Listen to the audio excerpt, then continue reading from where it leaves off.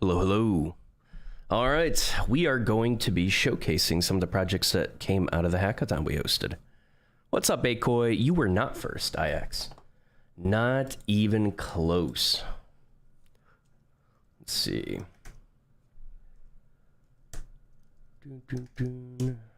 Let's see. What? Okay, is my internet working?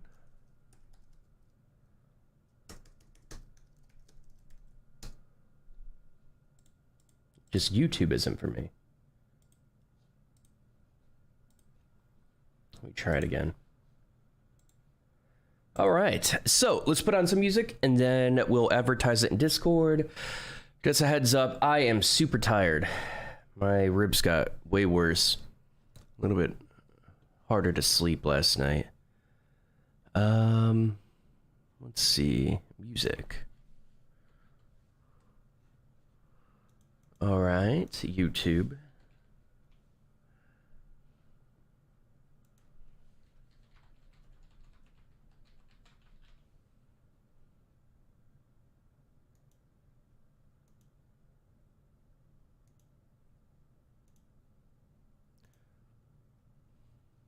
I think I'm gonna get rid of Norton.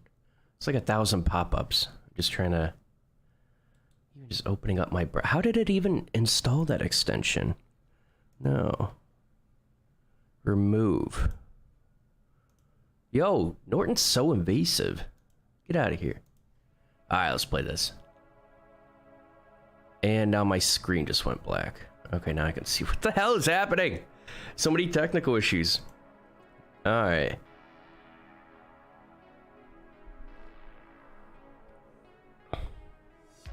Oh, good night, Sam. What's up, Anthony? How you doing? I use both. I use Windows and a Mac.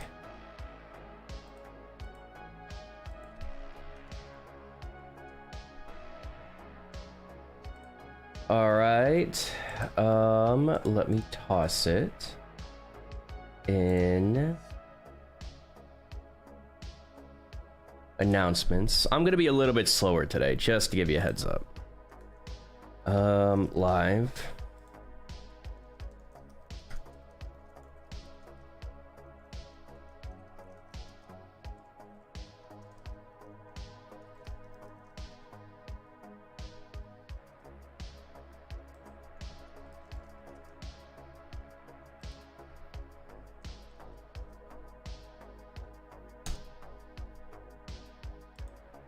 Publish and confirm. There we go.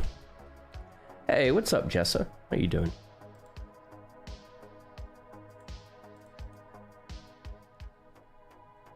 Yeah, same here. All right, so I did organize all of them. Oh, I gotta find them. What did I forgot what I called them. I was doing this late at night. Oh. I am on the wrong drive, that's why. Okay. It's a request. I don't know. I have... What did I call it? Plan...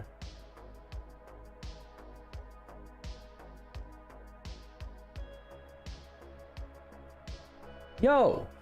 Where's my spreadsheet? I prepared all this. What the hell? I'll just go off of... I don't want to do that, though. Request... Why is that even open? Let's see. I'll say Hackathon. March... Did I put it in Hackathons? Projects. There it is. Okay, got it. Cool. I think we are ready. How am I feeling? Ribs have gotten worse. I went to the doctor, and it's basically just a waiting game. No point in even scanning it, even if they're broken. It's like, he just said I just gotta wait it out. It's like not enough pain. I don't like taking pain meds, so. But, I don't know, they'll eventually get better. Right? They have to. But everything takes like twice as long. Even just like, even just taking a shower and then preparing the live stream, took like an hour or something like that. Maybe like 45 minutes, but everything just takes twice as long. And I still have to clean from Sunday, honestly. So that's gonna be a pain. Other than that, life's good. All right. Yeah, I think we're ready. Do we load it up? All right, so quiz prep. Wait, is this it? It is. Quiz prep AI. Let's move it on over. All right, let's go. All right, so let me talk about the description. This one was from Andrew. So keep in mind, with these projects, they were all themed around using OpenAI's API, right? Utilizing AI to create features. So I want to see what everyone came up with. So yeah, so what he said, these quizzes may not be factual or correct. Okay. Generates questions for users based on the topic they select. Tracks the user's progress and displays their scores. Allows users to create custom quizzes and select from others created. Utilizes ChatGPT to provide questions. Okay. So, welcome to Quiz Prep AI. Create and take quizzes on any topic you like, all in one place. With our easy-to-use interface, you can create new quizzes. Try one from our library. From Out Library, try one from our spelling check library and share them with friends or colleagues. So keep in mind, some of these projects might be a little bit buggy. It's a hackathon, right? Kind of cut them off yesterday. And then they're going to, hopefully, a lot of the participants are going to continue working on these projects, but yeah, pick a quiz from the library. Stop waiting, start testing your knowledge. Okay. Test 1990s history. If I do like, we'll do take quiz. What do I know? Star Wars, dogs, puppies. Let's do dogs. What is the most popular breed of dog? Probably a lab, right? How many legs does a dog have? Okay. What is the average life expectancy of a dog? Isn't it 10 years? 15. 15 sounds right. 2 out of 3. Okay, what is the most popular breed of dog in the United States? Labrador Retriever. How many legs does a dog have? 4. It's 10? Yo, that sucks for dog owners. I'm sorry to hear that. Damn. Yeah, cats live a little bit longer, usually. Okay. So, what's the use case for this? Quiz prep. Let's look at the library. Crafts. So these are questions that have already been generated. So, what's up, IX? How you doing?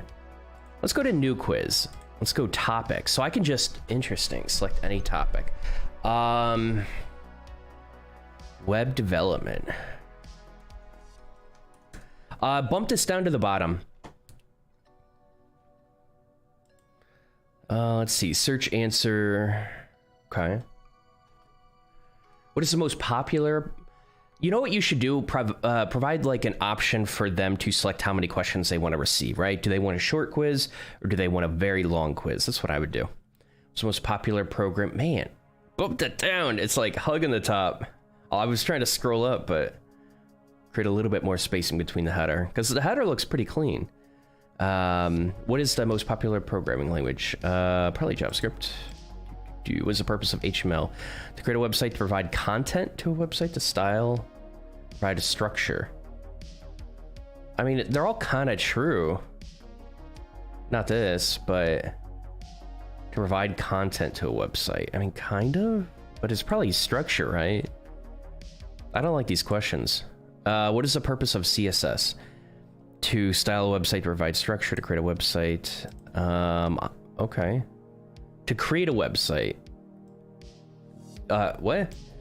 To style a web. So this is the correct answer. What? Okay, you said keep in mind quizzes may not be factual or correct. What? Okay. Why did you put that? If this is... Yeah, I'd be curious to see how this worked. I think I'm gonna check out the GitHub. I'm probably gonna check out the GitHub, check out your README. I think that's important, so I might look at the code a little bit, but yeah, I mean, if the questions or if the answers aren't really correct, it kind of makes this app useless, right? So you're definitely going to want to provide a way to get a little bit more accurate answers. It looks like, so it records it. Interesting. So it records it. So yeah, give an option for the number of questions for sure. You could even have like a confidence rating. I don't know if ChatGPT will give you like a confidence rating in the answers. Or it's just going to act like it's always confident.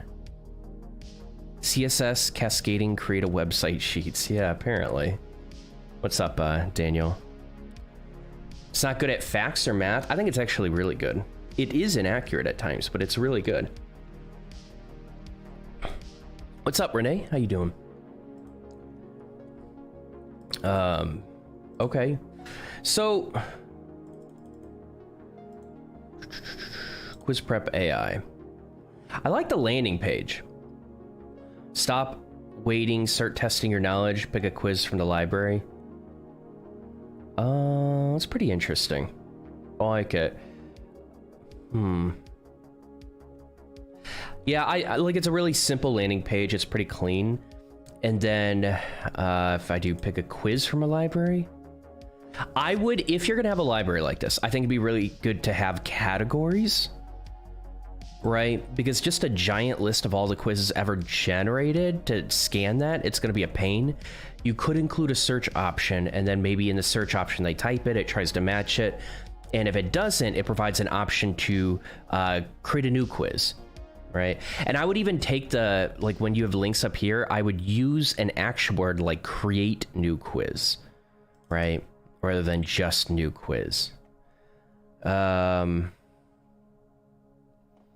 take quiz makes sense. Stay consistent with your action, or with your words with your links. But yeah, it's just, I think it's a interesting start. So the accuracy needs to improve, or you need to provide a confidence level in the answers.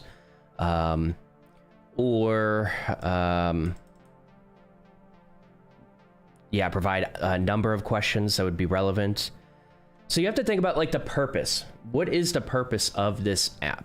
It's to give people the prep that they need. I would argue 3 questions isn't going to be enough, and like doing another quiz, do they get new answers generated? So like, let's go web development.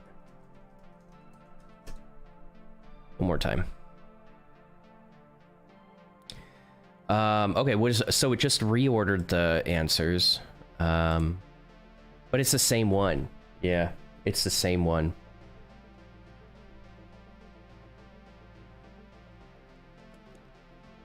An experienced ChatGPT does not do well with ambiguous prompts. Well, do we even know the prompt? We don't even know the prompt. What's up, one? How you doing? But yeah, you have to be very specific, CW. I agree with you, but we don't really even know the prompt, so maybe we can take a look at that. I had a few more features planned, but ran out of time. Feedback on questions is a major one. Yeah, for sure. Like, again, all these projects, I know you just ran out of time. I do know that. I definitely want people to know that. So a lot of my advice is just like what I would probably do. So I think I kind of want to give feedback. It's, you know, I might provide a little bit of UX feedback, but I want to give feedback on actually making this useful. So again, you have to understand what the purpose of landing on this website is. Like, who's the user? What problem are you actually solving for them? If you're actually trying to test their knowledge, 3 questions obviously isn't going to be enough. Typically, even like when you get certifications and skill tests, sometimes you'll get that with like hiring portals. But when you get that, it's a lot of questions to test your knowledge. So expand the number of questions, and then potentially, like I said, allow the number of questions selection here. You could even do like recommended topics.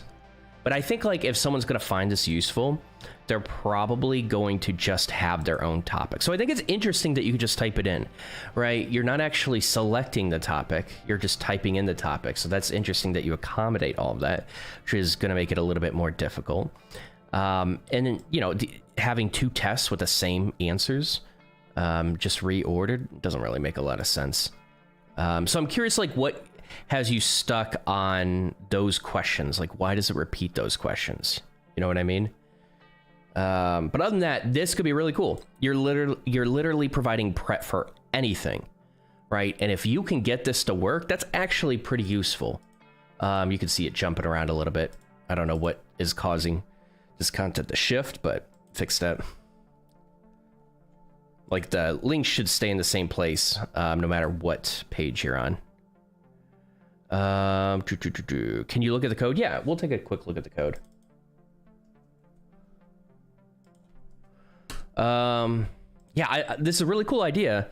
Keep expanding with the features. I think it could, like, if especially if you can get a little bit more accuracy to the questions.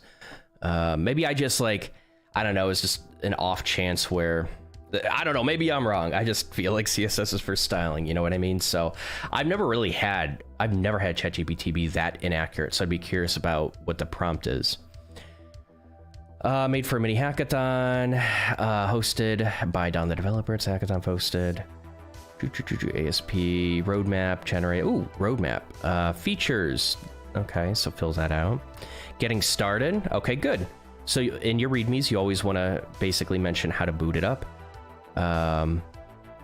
Requisites, installation, usage. You have a database, don't you? Provide instructions on setting up that database. Or did you already? OpenAI key. Usage. Why is this crossed off? Create custom quizzes by selecting. Why is this crossed off? Don't include it if it's not going to be under usage. Contributions to this project are welcome. Please fork the repository and submit a pull request with your changes. Awesome. Pretty good readme. I like it.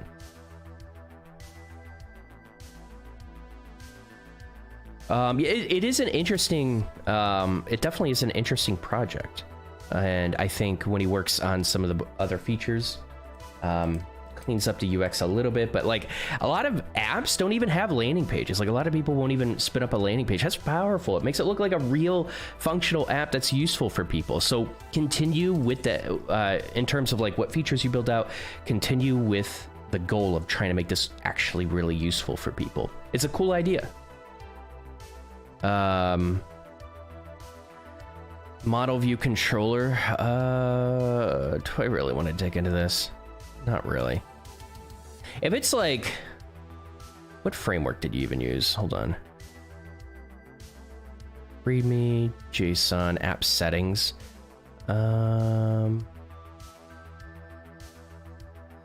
Yeah, I'm not gonna dig into like a C# app. I'm just not. I can dig into like a JavaScript app and I could explore, but it's just not my stack. I don't think I'm gonna provide useful information. The API prompt doesn't have any history implemented, which would help account for duplicate questions. Crossed off wasn't fully implemented. Gotcha. Then just don't include it until it is. Postgres. So yeah, provide instructions on how to set that up. How could you create new questions? What is your prompt? I'm just curious.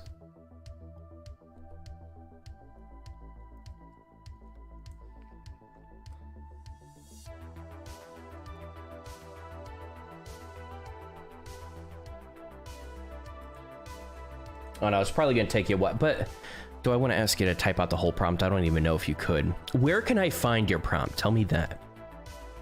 Where in your folder structure can I find it?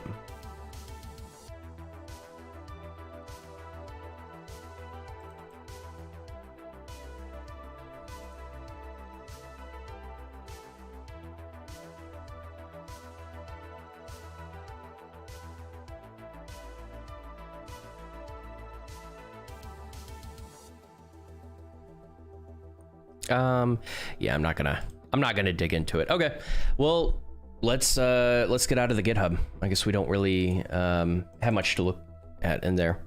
Yeah, with the with like a Node.js or JavaScript stack, I'll take a look at that, but I'm not going to be very helpful with that. So yeah, interesting app. I want to think about a way to like generate X questions on prompt. Gotcha. What's a more specific way? You know what you could do? You could generate, you could generate 100 questions. You can generate 200 questions, and then randomly pick through the answers given back, right? And so maybe, you know, someone wanted 10 questions, so you take 10 random questions out of the 200 questions it generated, and hopefully, like, if it's just basically getting the same answers back, you can cache that. You can save that response when it does create a new quiz as well. And so let's say you have the 200 questions and answers, then you just randomly select 10. That's what I would do. That's exactly what I would do. And that way you can randomize the questions a bit more. Okay, yeah, pretty cool. Very cool. I'm actually just super excited with the landing page. I think that's interesting. But yeah. Change the temp? What do you mean by that? I don't know what that means. Anyways, yeah, cool idea. I want to see what features you expand into, but yeah, this could actually be useful for people. Like, actually useful for people. Man, what I wonder what model you're using to get that inaccurate of answers. Change API. What are you guys talking about? Change the temp? What? API param. That's meaningless, guys. Spell it out. Like, do full sentences. Do full sentences. Temp is a value passed in the API. Okay. Not sure what it is. Okay. So you're talking about temperature, right? Affects how consistent. Oh, temp affects how consistent the answers are. Got it. Thank you. Thank you. That's context that's helpful. Okay. Lower temp results is more or less variety. Can't remember which. So yeah, you don't even need a variety. That's interesting. So a higher temp API request, there's a temperature value. Okay, that's good to know. Yeah, so I'm assuming a higher temp means it's going to be more accurate. Higher, it's crazier. Oh, so a lower temp. So you just do a lower temp and have it list like 200 questions and then just save it to your database. And then when someone requests that same prompt, you just retrieve those questions and answers. That's our solution, right? Because if so, then you just solve the accuracy of it, and that's really cool. Yeah, so I don't know what temp you did select. Okay. Nice. Then I was actually kind of worried about that. It sounds like that can be fixed a little bit. Cool. But yeah, that's what I would do. Keep pushing forward. Seriously, Andrew, this, yeah, awesome idea. It's an awesome idea. I want to see what happens. Maybe I'll come back to these projects. You know what?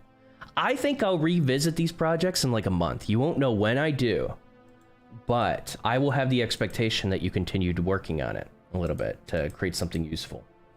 Or more useful, I should say that. Cool. All right. Thank you. Andrew and then Kelly.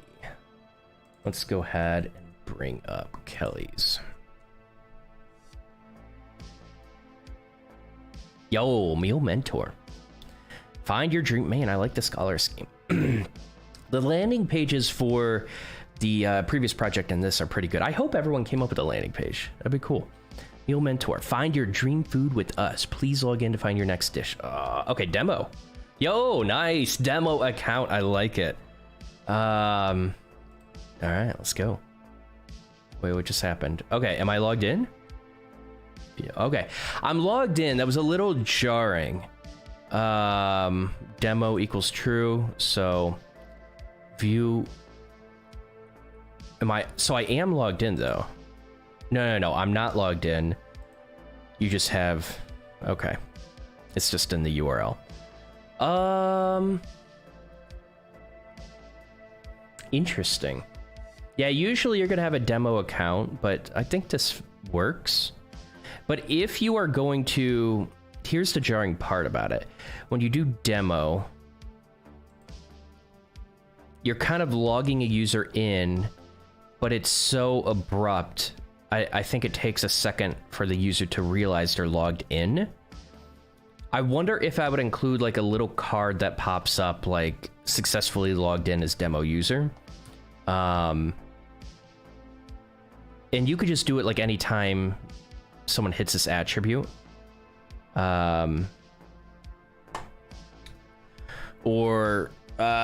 Yeah, anytime like someone types in demo equals true, that's what I would do.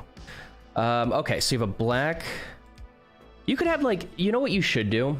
Demo user, you should put like a fun face here, right? So that also indicates like it's just black on top of black. Put like a picture to make it stand out. Like, okay, this is my user profile here. Put a picture here. Didn't get a chance to finish the landing page. The landing pages take the longest for me. Yeah, landing pages can, but effective landing pages are awesome for your projects. Black and orange is the same color scheme of my favorite hub. Okay. I feel like all of your comments are like trolly. Are you a troll, YouTube? I feel like I've seen some other comments. I feel like you like toe the line quite a bit. Actually, I do have to, let me pull up chat on this screen so I don't have to look all the way over.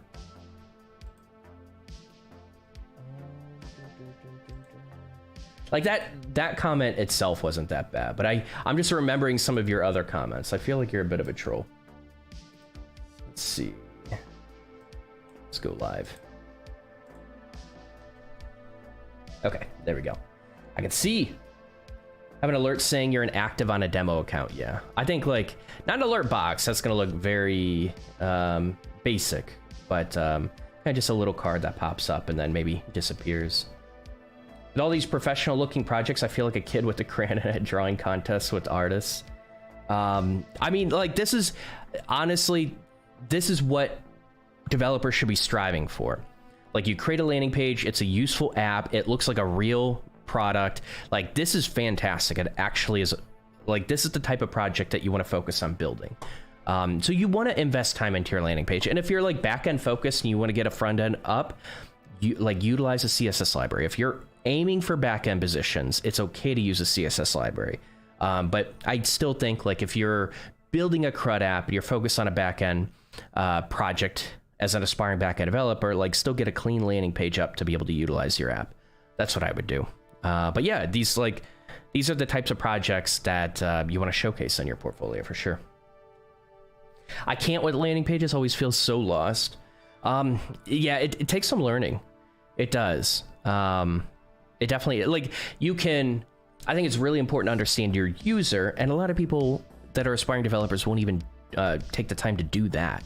But I think once you do, you kind of know what they want to dive into. So like right away, like find a dish, view library. Maybe the words aren't super clear here. Press here to view the fave, or why is there a U here? Yo, spell checks. Am I just like way off? Hold on. Favorite. Know you. Got it. Yeah. I mean, like if you have spelling mistakes on your project, it's just going to show like a lack of attention to detail. That's bad. Don't do that. I understand this project itself was rushed, right? All these hackathon projects, I know, especially as last week, you guys were like really trying to rush through these to get them done. But when you actually put it on your portfolio, do a basic spell check. What's up, Gil? How you doing? It's easy to get lost in design and styling hell. Yep. Yeah, it is. Favorite in... Wait, why? Why is that spelled differently? What do you mean?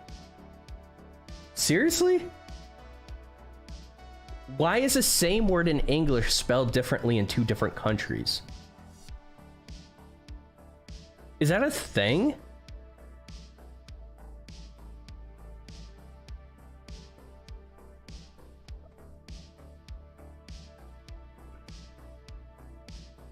Canada too? Hey, listen, we're from the United States here. That's the only country that matters in terms of spelling, in terms of metrics. At least we make sure the world knows that. So get your spelling on our level. All right? America #1. All right, let's go.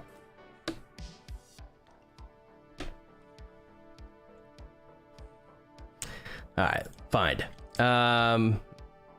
Why do you have two searches? You don't need two searches here.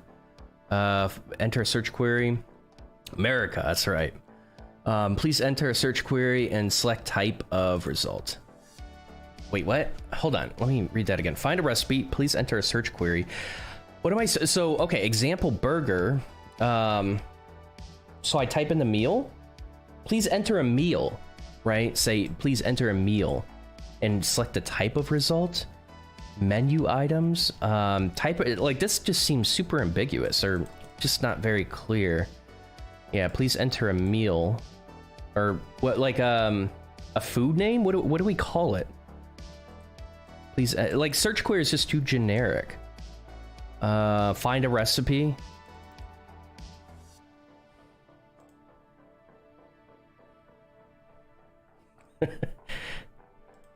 Find a dish. What? Okay, so menu items, please. What's the difference? Am I just like completely ignorant? I don't cook a lot. I don't. I cook fish, I cook meat, I cook steak, I cook chicken, I cook ham. I cook a lot of meat. But that, like, I'm not fancy with it. I think I baked a casserole once in my life. I made a cheesecake. So I don't like, I feel like I'm not well versed in the cooking world. And so correct me if I'm wrong, but I kind of feel like I'm a little lost here. So find a dish. So find dish, use ChatGPT API to find a dish and get, so don't even type, use ChatGPT, right? Your GitHub and the way you present it on your resume is going to spell that out. Like for the user itself, they don't give a shit about like what this is, right? Find a dish and get steps for creation, like get like I don't know, would you say like recipe instructions? I kind of just feel like you're talking in developer terms here. That the user that wants to use this app doesn't give a shit about, right? And so the search box doesn't really need to be here. I would argue like get rid of the search here. It's just like you have no context with the search, and I think putting more information in the header itself, it's just gonna clog up the header. Find what? Find dish? Spell that out in the links. Library? Like, what do you mean library? Recipes? I think these are recipes, right? So it's not gonna be library, it's gonna be recipes. So find dish and library. You could see the content is shifting a little bit. You don't want that to happen. I don't know what's causing it, but it's a CSS bug for another day. Dev friendly, but not user friendly. 100% Akoi. Yes, 100%. That's exactly what I'm saying. Find dish. Okay, please enter a search query and select type of result. All right, so we're gonna type in burger for recipes. I have nothing to press, right? I have to hit enter, but I shouldn't have to always hit enter. Maybe I don't want to hit enter. Maybe I don't want to move my hand. Put a submit button, like a find button, or generate recipe button. Oh, so it lists a bunch of different burgers. That's really cool. Falafel burger. No. $50,000 burger. Equipment. That's kind of cool. You have the equipment, grill. So you have images based on what ChatGPT helped you come up with. Spiciness. 0 Scoville units. I don't really eat a lot of spicy food. So sweetness, saltiness. That's really cool. Generate instructions, ingredients. Add to library. Interesting. So add to saved recipes. Generate instructions, ingredients. How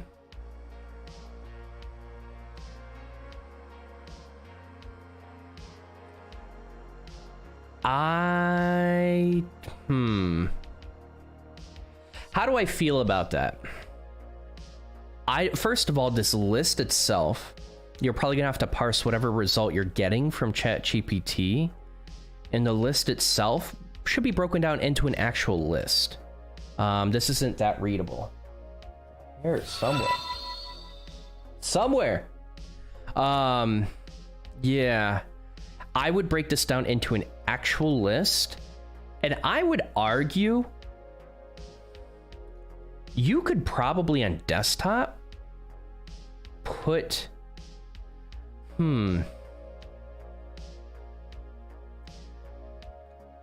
maybe you don't hide it initially. Maybe you don't have a generate button. Maybe you just generate it initially, right?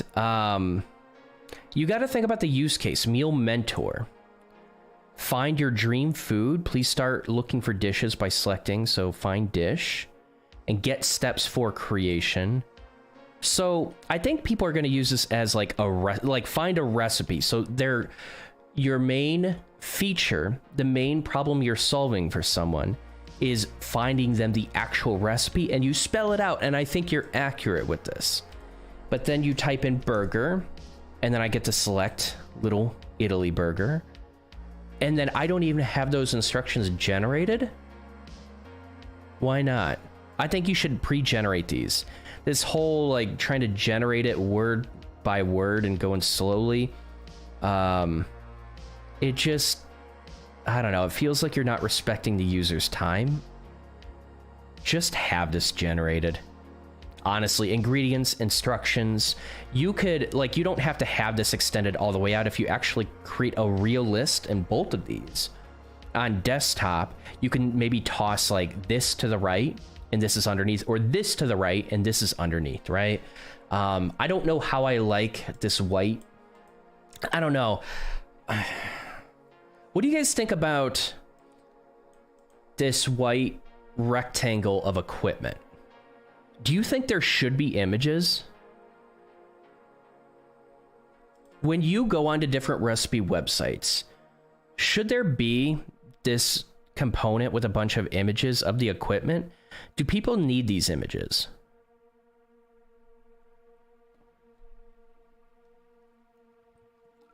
Hey, what's up, Calvin? How you doing? What's up, Alec? It's the API streaming response. Wait, so when you, I should have just built I just didn't have time. When you request something from the API, you don't just get a result back instantly.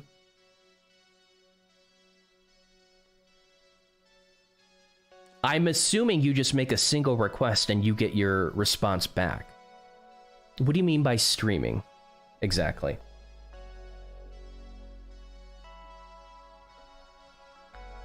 Okay, you just get an instant response back. You can do either. Got it. Just get the instant response back then. Or withhold it. Or withhold like displaying anything until you get it back. But yeah, I would just get the instant response. What the hell? There's a damn hair. So yeah, I feel like, I think it's pretty cool. I think it's taking up too much space. I think this, maybe it is. If I saw it with better styling, maybe I actually really like your, I really like your color choices. I do. And this is just looks like it's out of place on this website. Maybe it is the styling I have an issue with. But again, like generate actual list, HTML semantically correct lists out of these lists. That's what I would do. So you're going to have to parse some text, potentially. Add to library. Okay, so add recipe. So remove from library. We have Little Italy burger. Gotcha. That's pretty cool. Basically a recipe generator and saver app. That is pretty cool. I wonder if... So here's the thing. I don't think you need ChatGPT to generate the recipes. I think the value in this might be to come up with a bunch of, like you just have some generic response. Squid. Okay. You have some, like a pretty open input, right? So you're not limited, because there are going to be APIs probably that you can hit that are going to be limited in their selections, and ChatGPT can give you a variety of responses. But I don't think you actually need it to generate the actual recipes. You can hit an API for that. I don't think you necessarily should hit an API. You have to look at your costs, but like hit a separate API outside of ChatGPT. But I think it should do more. I think what you could do is, based on the recipes that it does save, you suggest, you recommend other recipes that this person might enjoy. Figuring out a way to create a prompt with that, which shouldn't be too difficult. I think that's going to be interesting. That's where I can see ChatGPT being a little bit more useful in its capabilities versus just like a recipe generator. So it's generating like some different meals, but yeah, I think I would go beyond that and also have it be a recommendation.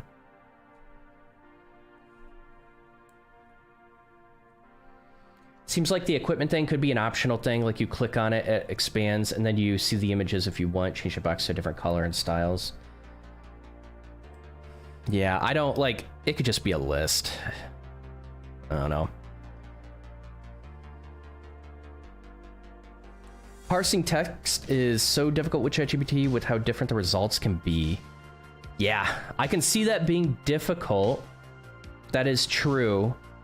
But if you're getting a list, you can... I don't think it is that difficult. I feel like it isn't. You might have to be more specific in your prompt, but you say generate this in a list. You know what you can even do? Say generate an HTML list, right? You can be very specific and having it generate... what's up, Eason? Having it generate something that's super easy to just plop into your code. Or just generate like a list in general, like I don't. You can change the format of that list that's generated. You have control over that, so I don't think that's actually that difficult.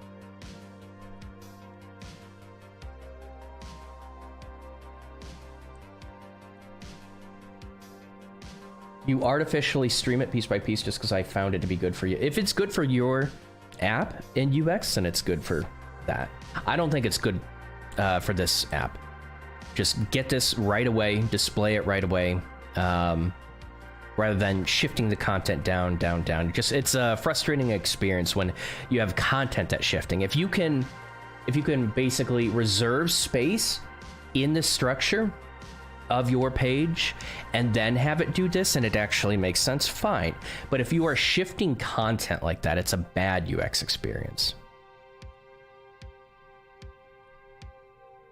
You probably could, but like I make ChatGPT do the heavy lifting with it. I don't think you should have some heavy parser function or maybe even several functions. I don't think you need that. I think you just need a good specific prompt. Yep, you can have ChatGPT respond with a JSON format, 100%, right? That's an example of what you would do. Sanjay, what's up? Welcome. Shoot, I never thought about return types like JSON. Yeah, that was a good suggestion. Thank you. Josh said it, right? Yeah. Okay, so what else? If I click log out here, goes back to the main app, sign in, meal. Okay, so you're using kind of an external flow. Sure, that's fine. Demo. What else? I think that's it. I think having recipe generate, like you could even find a dish. Yeah, I actually think this landing page is just fine. I like it. But I would really add like the recipe or like the recipe recommendation system into this. That'd be really, really cool. So the problem is find a dish. Here, let me log out. Sign in. You should have a sign up and a sign in, right? You shouldn't assume. See, continue with Google. You have the sign up here. I think you should have the text sign up or sign in, right? I think you should maybe both. Honestly, maybe both.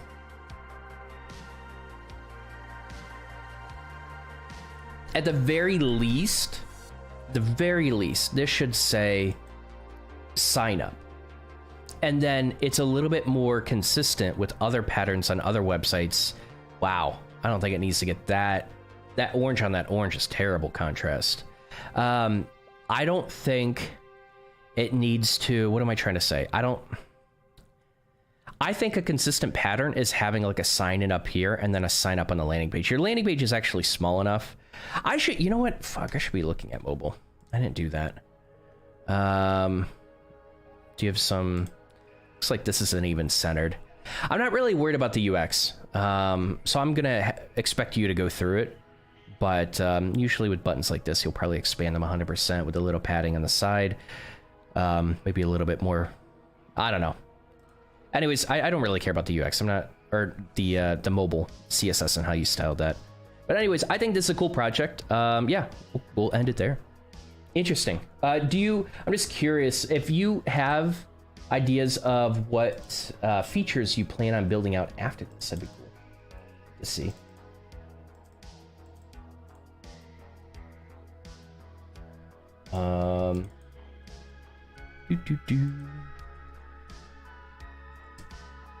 This is only project 2. I gotta speed through this a little bit more. I don't think I'll look at the GitHub. Wow. Put this in a list. Use headers. A little bit harder to read. See, now you have a list here. How to use locally. Project cooking app. Cool. Yeah, I'm not going to dig into the code. We don't have time to do that. But anyways, glad you guys are spinning up readmes. That's always good.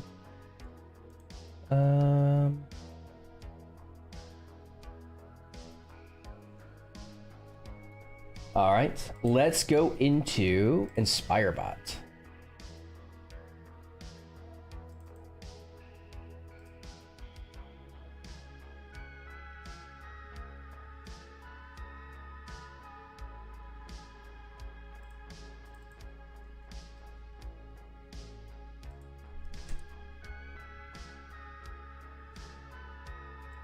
Okay. Boom, let's go. All right, get ready to experience the ultimate motivational boost. Okay, so this is a project. So both of those previous projects were built by one person. This project was built by 3 people. Get inspired with InspireBot 3000. Get ready to experience the ultimate motivation boost. Our state-of-the-art AI-powered quote and image generator will take your inspiration to new heights. Oh, okay, AI-powered quote and image generator will take your inspiration to new heights with stunning visuals and uplifting messages. You'll be unstoppable in the face of any obstacle. Let us ignite your passion and help you unleash your full potential. You know, it'd be cool to like give people a chance. I'll look at this app. Maybe this has nothing to do with your app, but it'd be cool to give people a chance to like kind of vent about the shit they're going through, and then the inspiration is relevant to the problems they're facing. Wow, what's with the alignment of this? Did you just, you did center align this. Okay. This kind of looks like a mobile layout on a desktop. Generate new, wow, okay. You're just, don't count the days, make the days count. Just,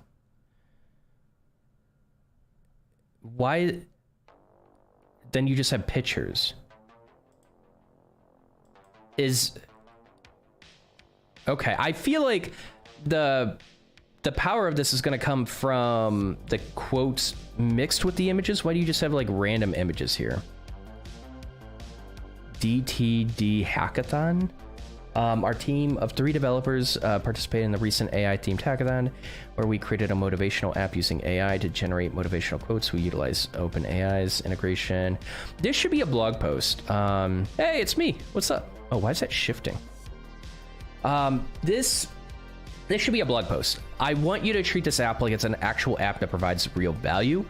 To me, that you make it super clear that well, you don't make it super clear. You kind of make me feel like this is just some personal project that is, you know, just for fun, which it is, but like you could turn it into something actually useful that a lot of hiring managers will be able to find it a little bit more relatable, especially with the features that you built out that are going to translate into you being a professional developer solving problems at their company.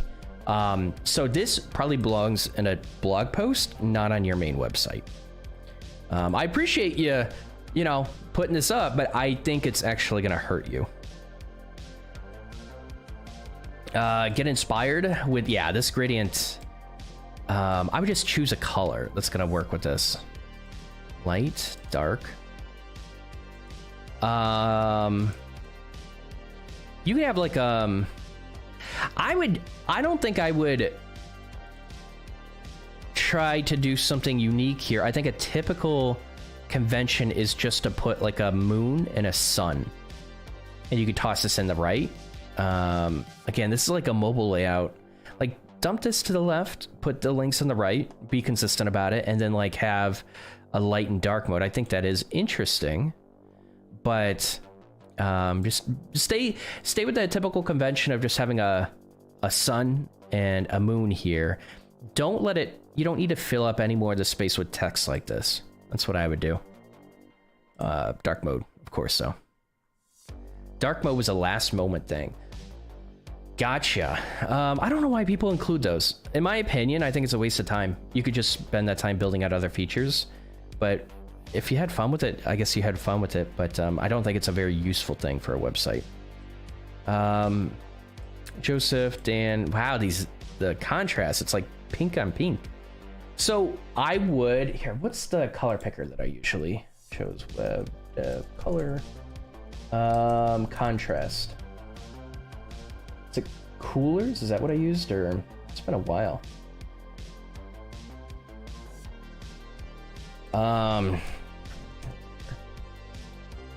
Color safe. Is that one of the tools? Coolers. Get started. This is a really useful website. Oops.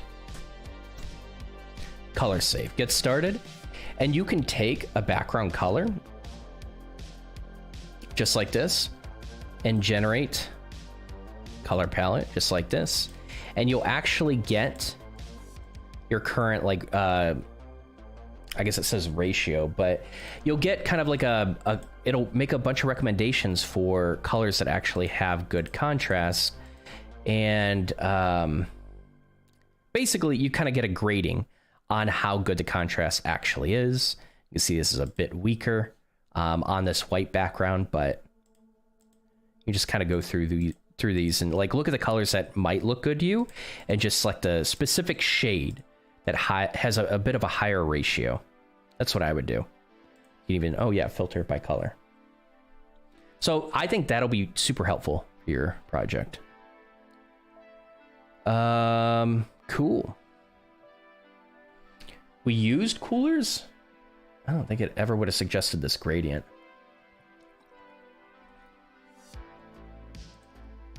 Use coolers? Okay, yeah. Use color safe. .co.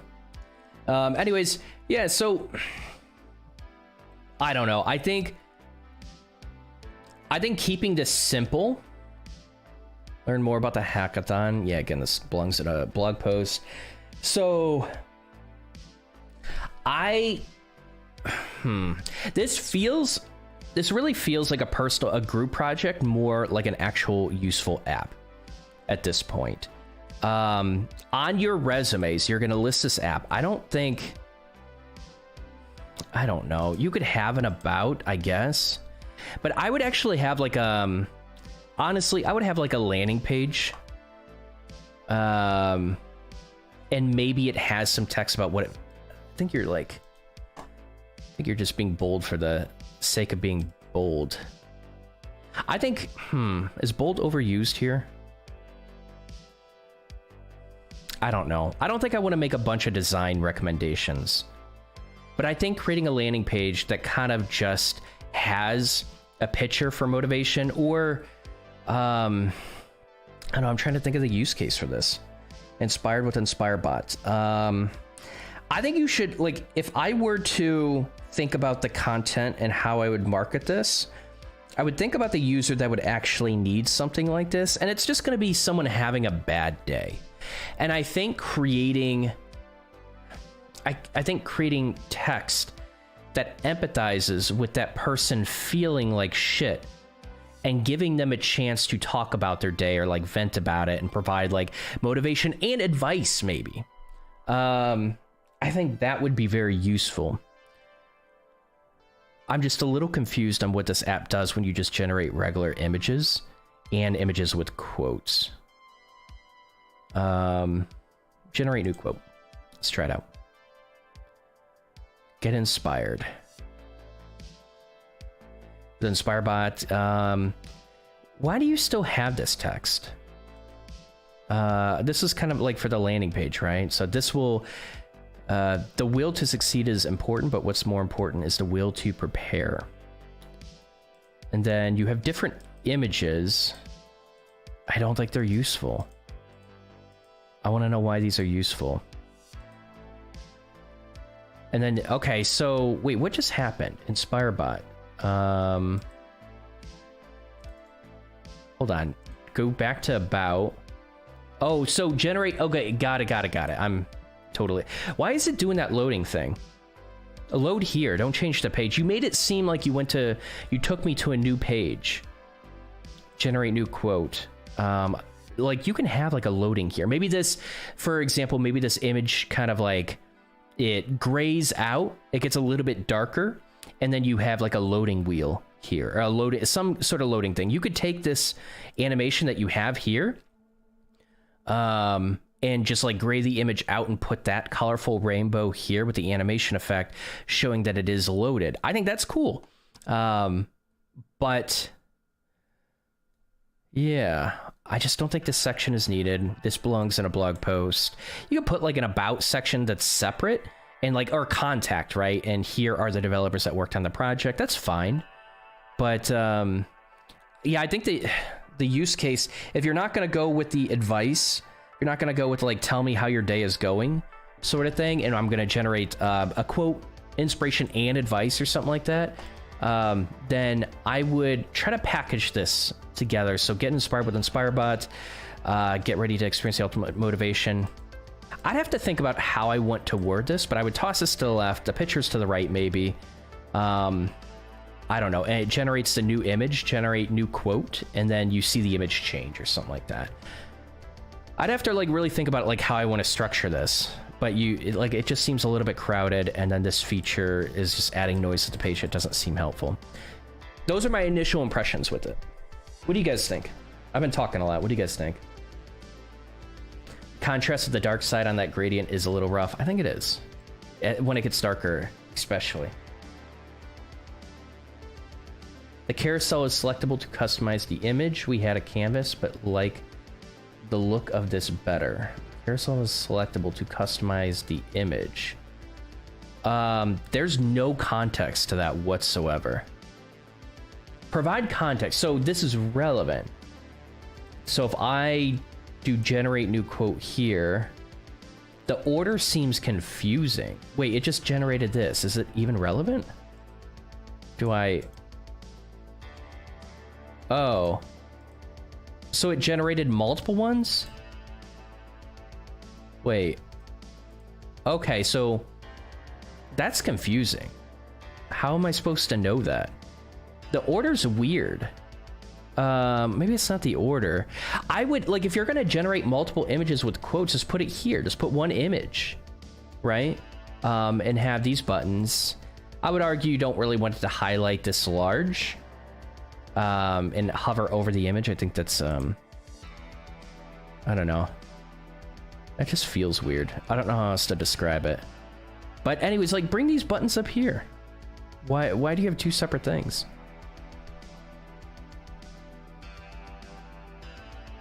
Switch to light mode? Okay, I'll switch to light mode. That's fine. The gradient is still rough. I would get rid of the gradient. Yeah, so sounds like I don't know. If here's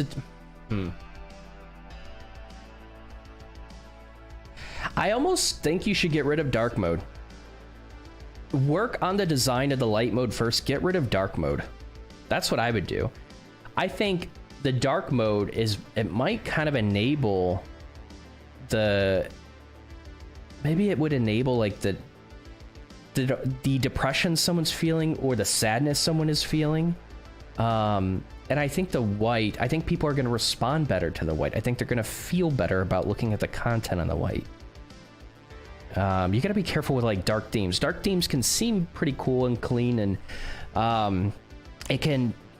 you can take advantage of stronger, even danger colors with like red and orange on a dark theme to, I don't know, not provoke, but kind of like encourage people to click on things. You can make call to actions a little bit stronger, and those colors can work better on a dark theme. You can make a very intense experience on a dark themed website, but I feel like with what you're trying to do and just the vibe I get from it, I think white is going to serve you better. Like, have almost like someone to talk to make you feel better. Yeah, kind of. Now, it's really just going to be for generating quotes potential. Like, you could create an app where ChatGPT can very well be used to talk someone through, I wouldn't say like severe mental illness, but like if you're having a bad day, I think it could be utilized for that. I've seen examples of that being done. I would have to like really go through and test it out to see what it suggests for me to, you know, like, I don't think you should use it as your therapist, but I think it can very well be used to talk with. So take advantage of that. But, yeah.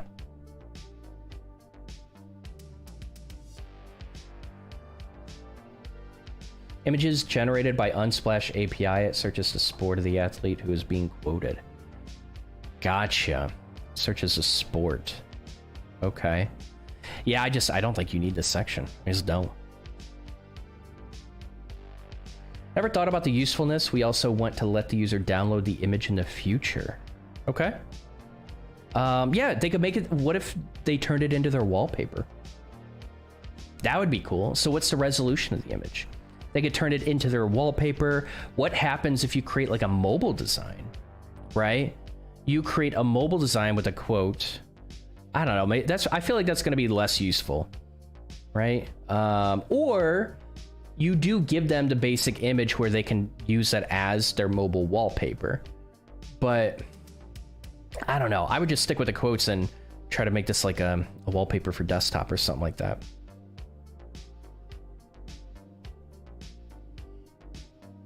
Yeah, so I want to be clear. First of all, like, these are projects where people are kind of like, I know you're challenged with these projects for sure.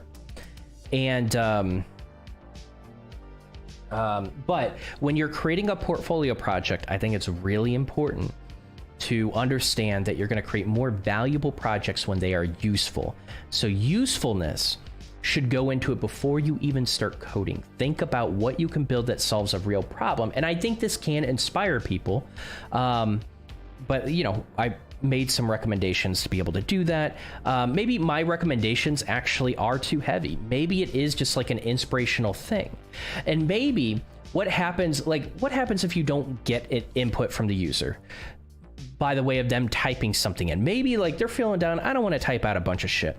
Maybe they click into a quote and it suggests other quotes based on what they liked, right? They can scroll through the quotes, yay, nay, and then like I have an option to click on this, and then it generates a bunch of new images and quotes that are more tailored towards the user's preference. And then you essentially create some sort of, basically some sort of system, some sort of just recording of the user's preferences. And you basically kind of, it's not going to be like a sentiment analysis, but you're going to do an analysis and kind of gauge the person's personality. So what happens if they click on a quote, right? You can have ChatGPT probably generate like a personality analysis based on what they selected and what they, so maybe it's like a like system. Maybe it's like a like and dislike, and they just scroll through a bunch of quotes, like this one, dislike it, and then it continues to generate new images with quotes based on what they liked and disliked. And then you could turn it into wallpaper, do something else with it. You don't have to do that. But I think being able to, in an interview, talk about how you created that system and how it even works to get a personality assessment of the person or just their feeling for that day, that's that's a pretty cool conversation to have in an interview. That's how you can start making this a little bit more useful, and you can talk about a little bit more of a complicated implementation that you had to do to figure this stuff out. That's really cool.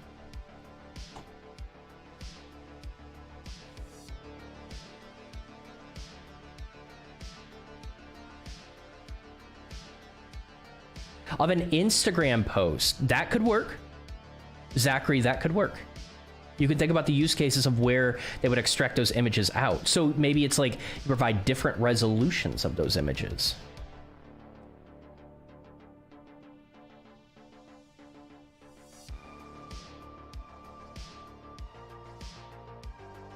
Yeah, that's the problem with this project, the cost.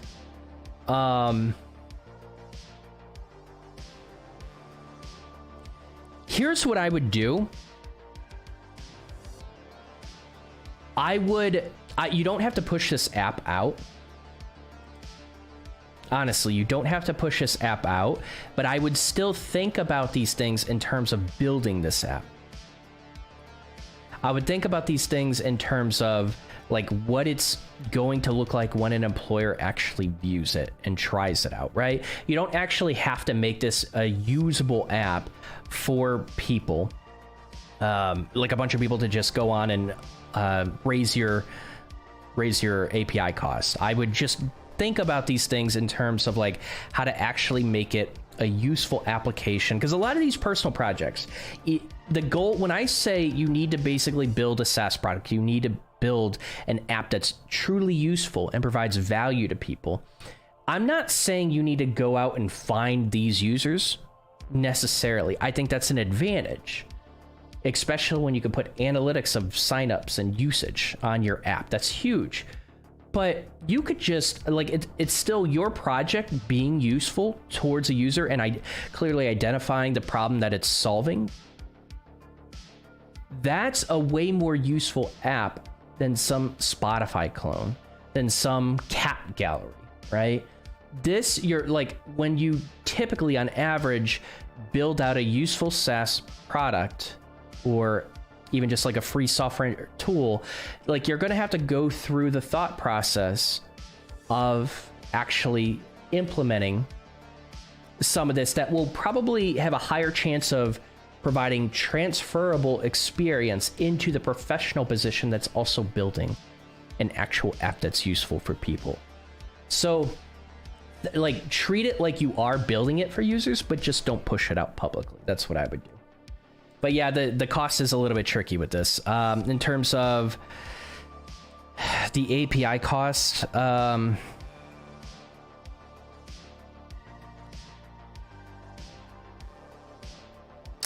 I think it's going to cost pennies. If you have employers generating stuff like this, I think it's going to cost pennies. What's up, Miles? How you doing? I need to stick, but thank you for the feedback, Don, and this hackathon has taught me more than the past months of tutorials. That's awesome, JD. That's really cool. You need to stick? I don't know what stick means, but I think you mean leave? But either way, yeah, like I think the main goal of this was to get you out of tutorial hell too, and just like building something. So consider all this like I just have a mode of also being critical. I can't pull out of it. I like at this point I'm so deep into this mode of being critical and providing feedback, like I just can't pull out of it, right? So just because I'm being critical of your app, it's just because like I see what it can turn into, and I'd love for it to turn into this, but it doesn't mean you guys didn't put in a bunch of work and you didn't do a good job or anything like that. So please don't have a misconception about that. Let me actually just take a look at the README, make sure that's in there.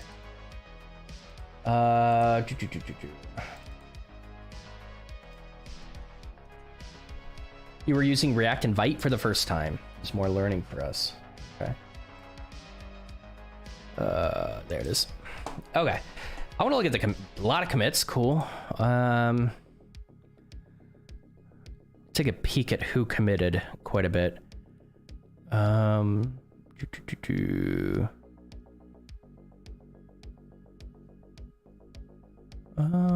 Seems like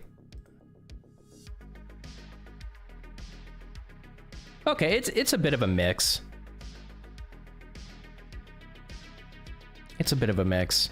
Maybe a few less commits from here. I don't know. I think all of you pretty much contributed, because I remember one of you saying you kind of like spent some time mentoring. I was worried that you really didn't commit much to the code base. I don't know who it was. I forgot. But yeah, it looks like all of you have pretty equal commits. And then README features, all these are links. Oh, table of contents features, getting started, prerequisites, installation, usage, cool. Contributing, authors, awesome. I like to see group projects, I do. It's so different working in a group, it is. Constructive feedback, mate, and yeah, I need to go take care, okay. All right, take care, JD. All right. So, yeah, that's pretty much it. Next project. How many projects do we have? We have, I believe, 3. Because I think one person they fixed some stuff up. All right, so this is a project. Here's what I'm gonna do. I need more water. Quick bathroom break. This live stream is going longer than I thought it would. So give me about just a few minutes and I will be back, and then we will do the next 3 projects.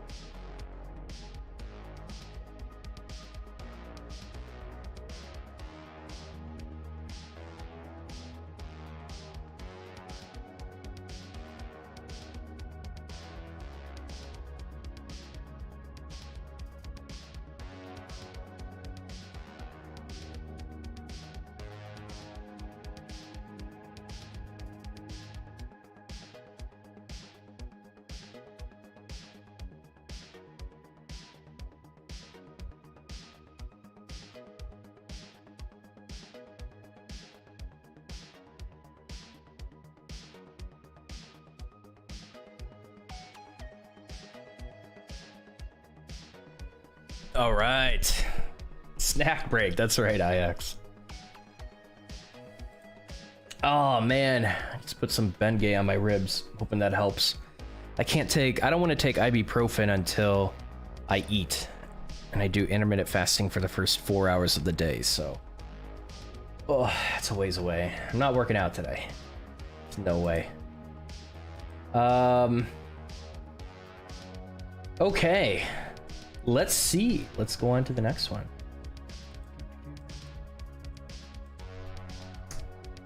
All right, so I will, sorry if I don't announce or I forget to announce like the participants. So with Quiz Prep AI, it was Andrew.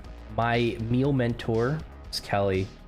And then for the InspireBot, it's JD, 8Koi, and Bubble Goose. I'm mentioning the Discord name, so if you see them in Discord, feel free to shout them out.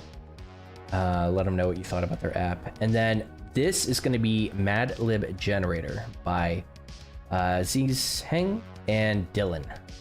DYLN, because we got a lot of Dylans in Discord.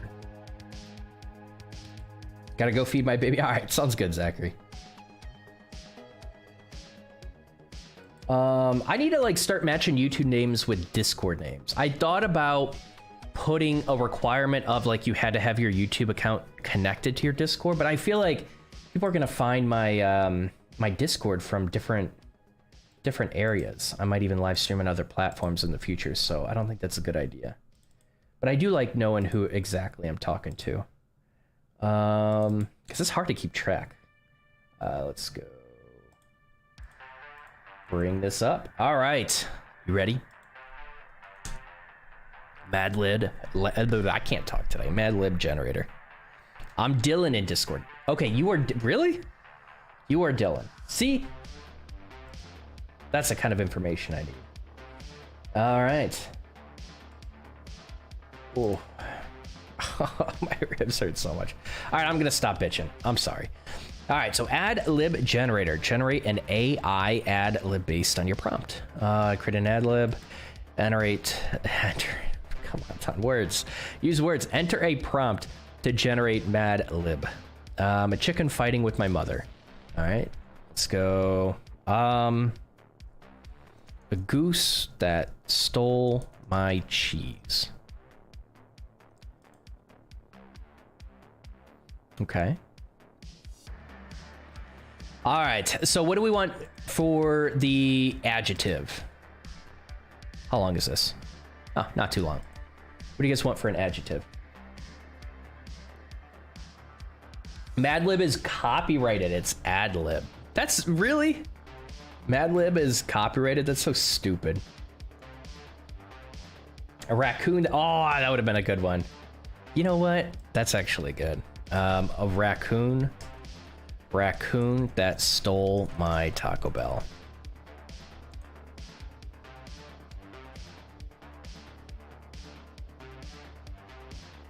All right, so verb. Is it present tense? Don't you have to say like present tense or past tense? Okay, so Anthony, is this present tense, past tense? What? You should spell that out here, but since you're here, you can just let me know.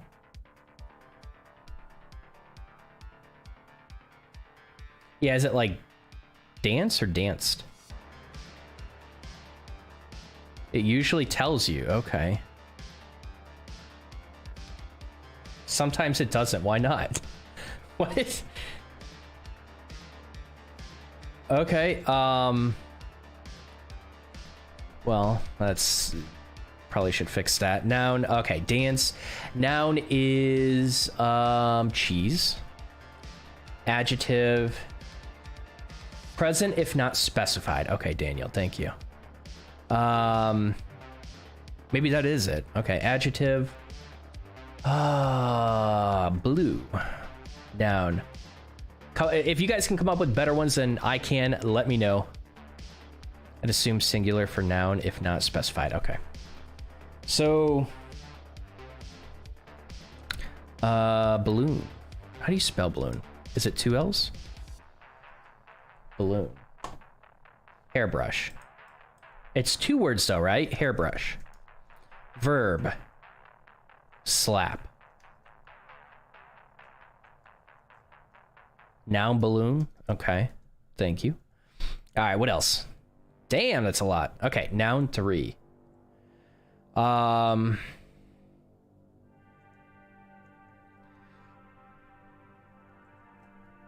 don't know. Rock. I'm not very creative right now. Noun 2.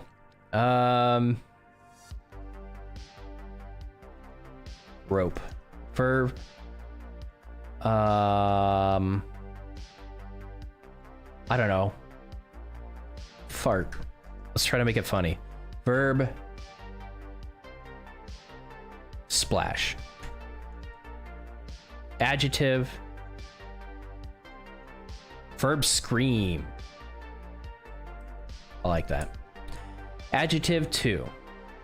I'm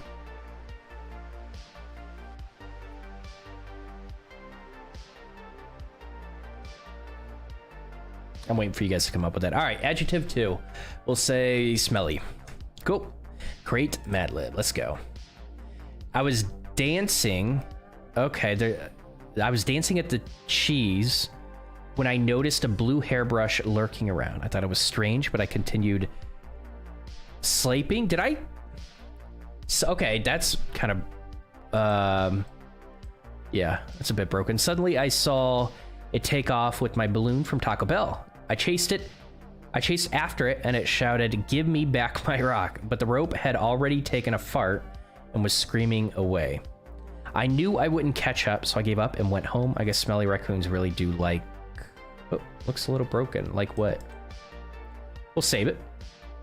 So I would say a typical experience when I save is this will invert in the color, right? So I click this, and instead of... I mean, if you're gonna put saved ad lib, I would just make sure the width doesn't change. But like this would invert, and maybe this turns the dark blue that you're doing here. I don't know. Maybe that's a personal preference. Okay, so it's saved. Is this repeating noun 3 and noun 2? Mad Libs often do that, but in that case, it should only be one input for the user. On the back end, have it apply verb 2 in both places.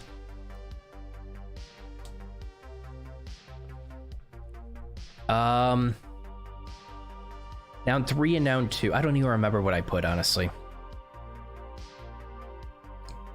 The one's present participle because English grammar is inconsistent. It is inconsistent, yeah. If mentioned multiple times, stays. Verb 2. Oh, I see. Verb 2, if mentioned multiple times, stays verb 2. I haven't messed with a Mad Lib in like a long time. So... yeah, I think so. Hairbrush should be the same as rope also.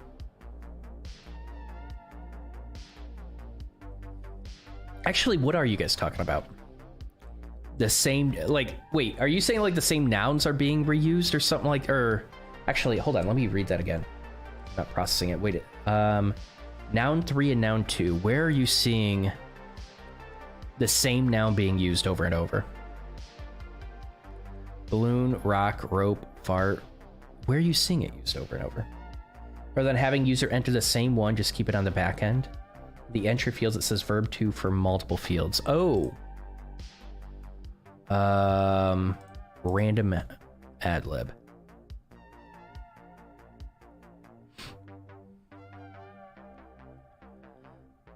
Verb 3? Verb 2? What do you mean? Noun 2 is... oh, gotcha. Yeah, so the numbers are... is it just noun? Plural noun. Noun 1. Noun 1. Yeah. You're repeating it multiple times. Why is that?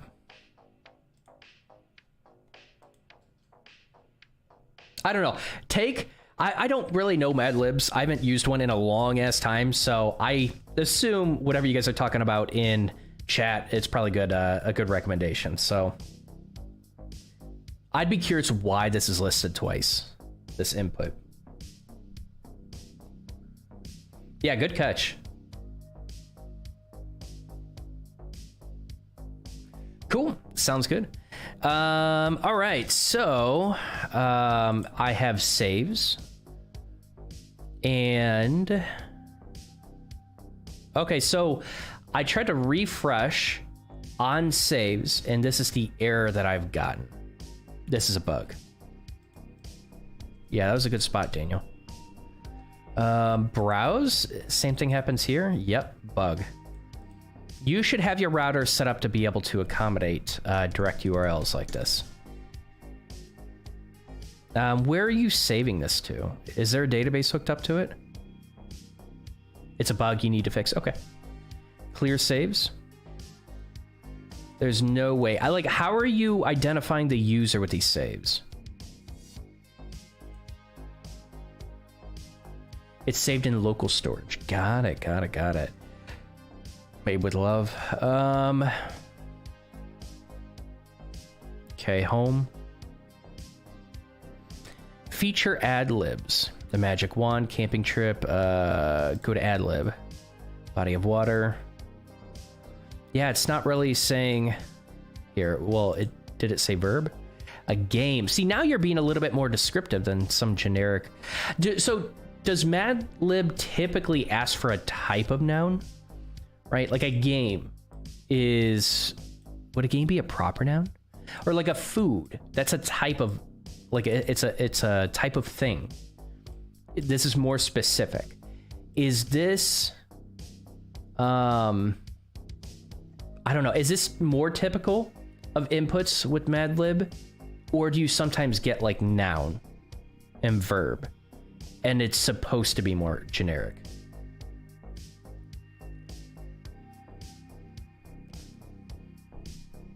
Rad libs? Okay.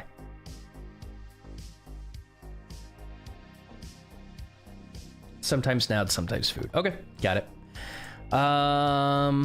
Cool. I think it's an interesting thing. How would I make this useful?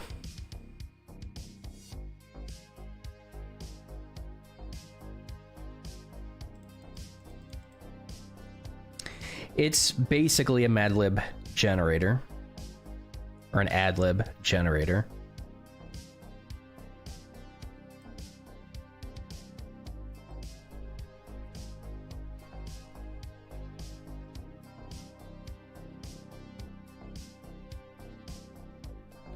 I don't know. I'm not a good user for this. I don't really know. So how specifically is it utilizing OpenAI? I'm assuming when you generate like a goose that stole my cheese,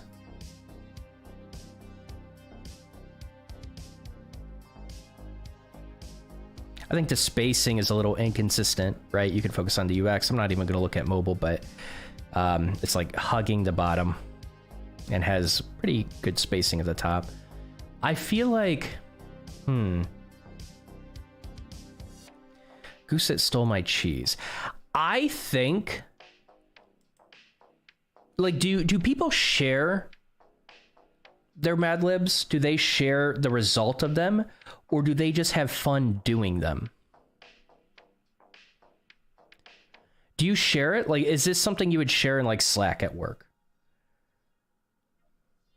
Is this something you would share with your grandma? Like, is this something you would share with someone in your family? I don't think they share it. It'd be cool to have a share to socials options. I feel like the only type of people that would share stuff like these are like children, right? It would be, what if, again, do not take this seriously, the direction that I'm talking about. What if you created like a child version of this? If it is shareable, what if you created like a child version of this? And it's just goofy. You could make the design look a little goofy.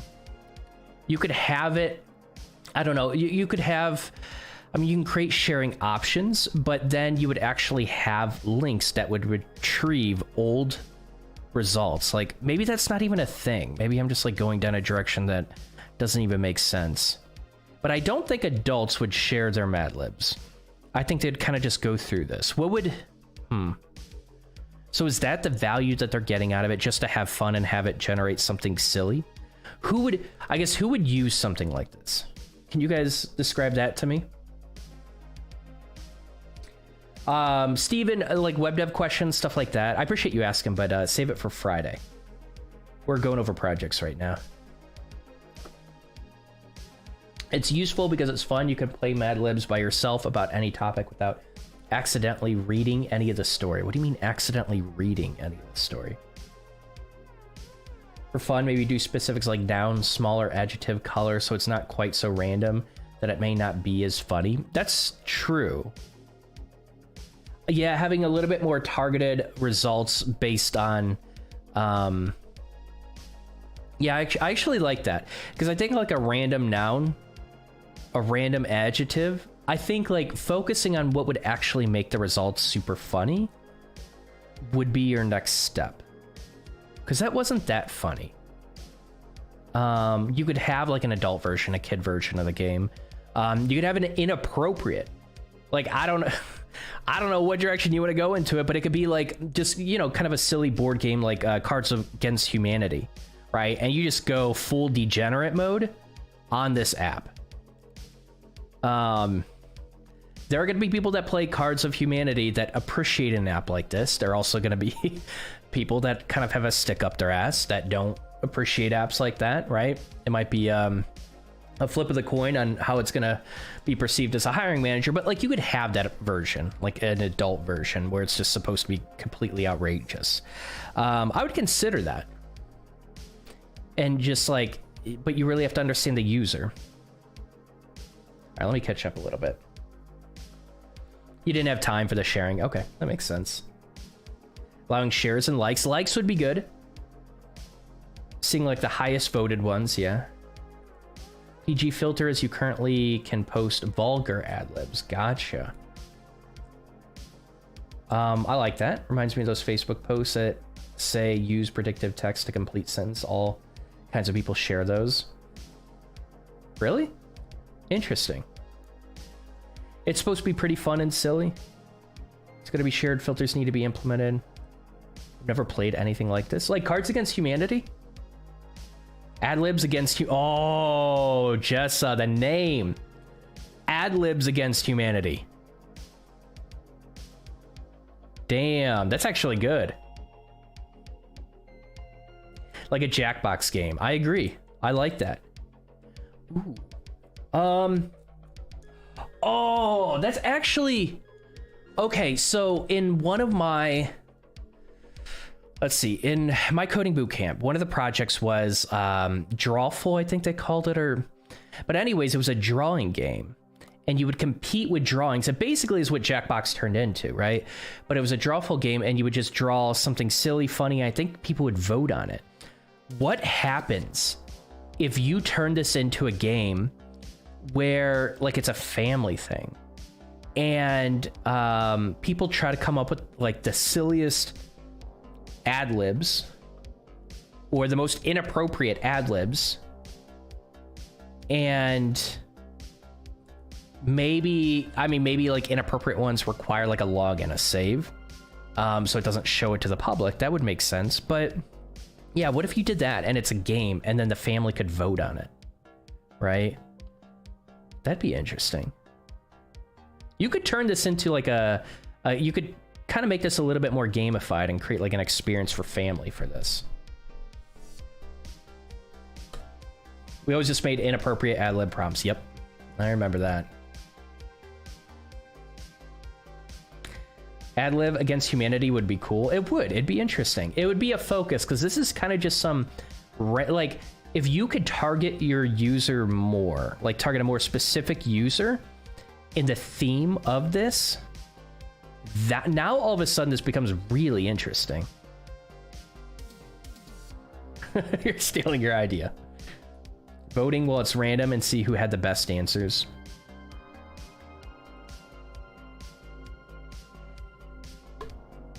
Yeah. Anyways, yeah, hopefully that helps. Cool project.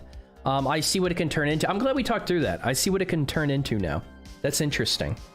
Creating a gamified experience with this and creating like a bit of a family experience, yeah, that's interesting. And the family could decide how inappropriate or how silly it is. You could have levels. You could have an input of like a PG filter. You could have an input of like adult, right? You could have like even sillier, like just nonsense. You have a nonsense filter, right? Or, you know, like funniest. But yeah. Looking forward to the family experience. Okay, nice. What's up, Jacqueline? How you doing? Give me a name you want to be credited as. Oh, Jessa. I could see myself using this at family night with plenty of drinks to go around. Yeah. Yeah. I could do that. I know my family would get into something like this. They would get into Jackbox games, I think, but they would probably get into something like this if I made it inappropriate. So you have to decide if you want to go that direction. But yeah, anyways, cool. All right, nice. Next project. Oh, real quick, let's check the GitHub.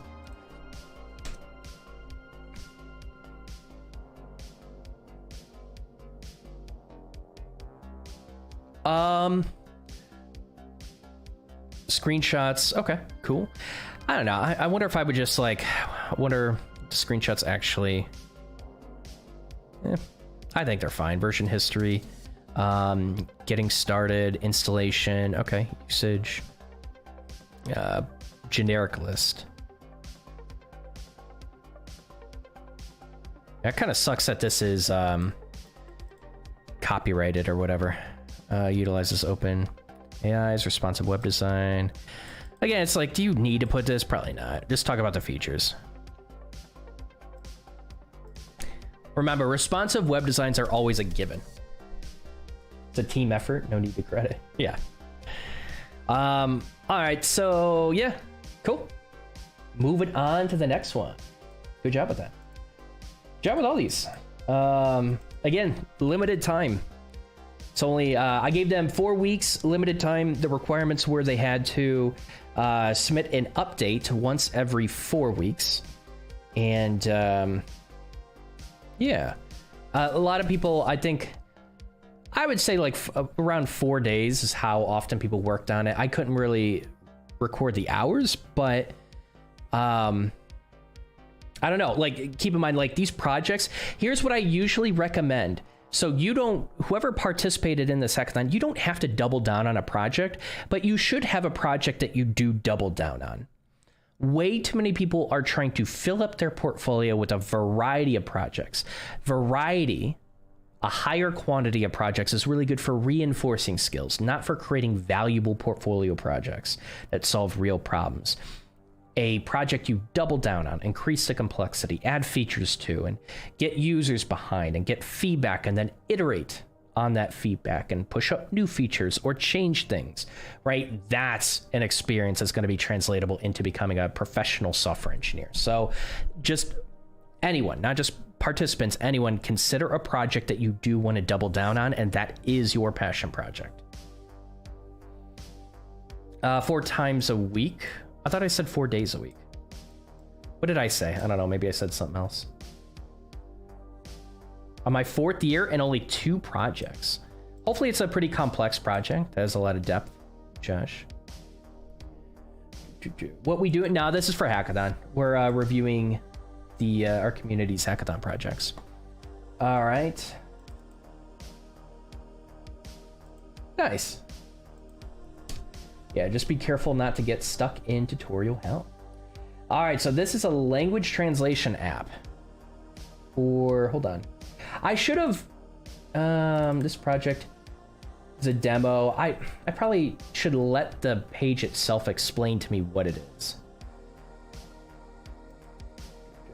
All right, here we go. Just finish, Mr. P. All right, welcome to AI Chan, your AI-powered language assistant. Let's begin with a quick tour of the demo, shall we? I like that. This is the area where your text would show up. As this is a demo, we've simple loaded in some text from a random show, but the section may later be filled with text from various sources, subtitles from a show, lines from a novel. Okay. You can select one or more lines by clicking the selector next to it. These lines will be referenced when interacting with the assistant. Try selecting this line before we check out the assistant itself. Okay. Oh, okay. This is your Japanese assistant. It's loaded with built-in functions to help you get more out of native text. Some features including expanding contractions and correcting your understanding. Built-in functions of the assistant are listed here. They will automatically act on your selected lines from the text view. Okay. Here you can ask custom questions, prompts. You can also follow up with questions about previous responses here to reference your selected lines here. Simply type in lines. This seems complicated. I don't even know what the hell this is, really. To reference your selected lines, simply type lines and it will be replaced automatically. Hopefully you can see how powerful A-Chan could be for language learning. Do be careful though, as the assistant can and does make mistakes. Okay. I almost feel like I need to take that tour again. I haven't used a language learning assistant tool in a long time. Yeah, the demo is pretty cool.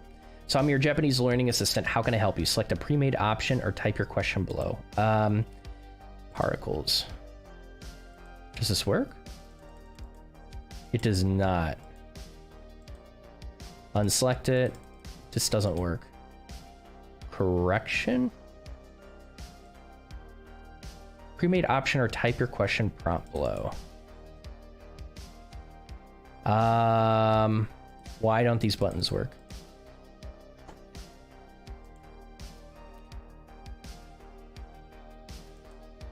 Hold on, let me run through this again. Your AI-powered language assistant, this area where your text would show up, as this is a demo. We've simply loaded in some text from a random show. Okay, so this is just demo text that's irrelevant right now. You can select one or more lines by clicking the selector next to it. These lines will be referenced when interacting with the assistant. Okay, so I'm basically extracting out information from here. Try selecting this line before we get started. This is your Japanese. Why does this pop up now? Why is this repeating that this is a Japanese assistant? You already told me that. It's loaded with this. Okay, this is the Japanese assistant. You're actually the contrast is really poor. I didn't even know it was pointing to this. Okay, it's loaded with built-in functions to help you get more out of native text. Some features include expanding contractions and correcting your understanding. Built-in function. I just don't understand how this helps me learn Japanese. Built-in. So it's like it's probably for an advanced user that is teaching the nuances of Japanese, right? This isn't like a Japanese 101 app. Built-in functions of the assistant are listed here. They will automatically act on your selected lines from the... So it didn't, did it? You can ask custom questions to reference your... Let me copy and paste this. Selected lines, simply type lines, and it will be replaced. What with what? Ask your question. So am I creating a new prompt? If I type in English words here, it creates Japanese words. Like that's what it does, and then I can break it down. See how powerful AI Chan could be used.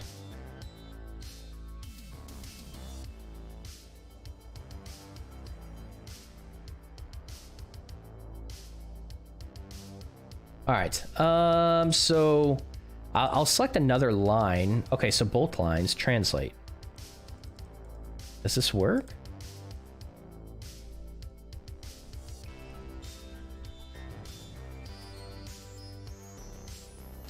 So it should cannot translate without knowing the text you want me to translate and the languages involved. And the languages. So I thought this was just Japanese. Am I wrong about this? This looks like kanji. This is hiragana. Yeah, this is hiragana. This is like it's a mix of kanji characters, I think, and hiragana.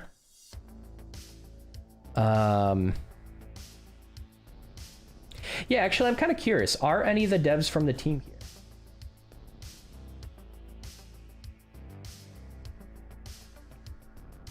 Let's see, who worked on this? Derpy Day Ha is his Discord name. Let me see if he's in Discord. See if he can pop in.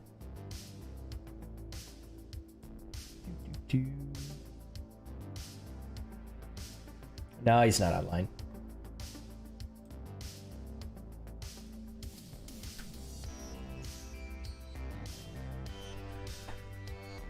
Okay, so can you tell me how I should use this? I know. So someone that understands this better than me, how do I use this? I might just be like totally off and having a brain fart right now.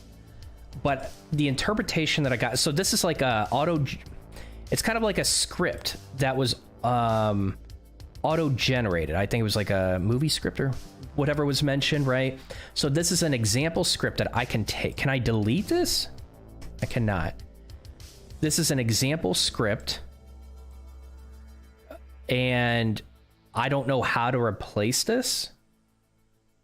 Can anyone kind of explain like how to use this application? Because I can go through the tour or the demo again. You can even visit the website, but I'm just confused. Please provide me with more information. So the language is Japanese. Okay.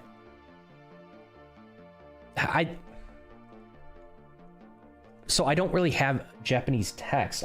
We can try just tossing in. Let me do Google Translate. So I'm gonna type in. So it's gonna be English to Japanese. You're a little confused? Okay. Makes me feel better. Japanese. Okay, so we're gonna do, hi, my name is Don. Alrighty.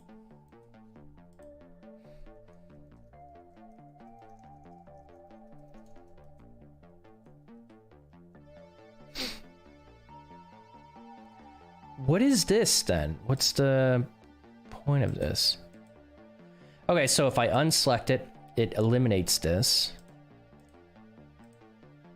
I'm confused. Okay, if the developer isn't here, I think we just stop reviewing it. I don't know what to do.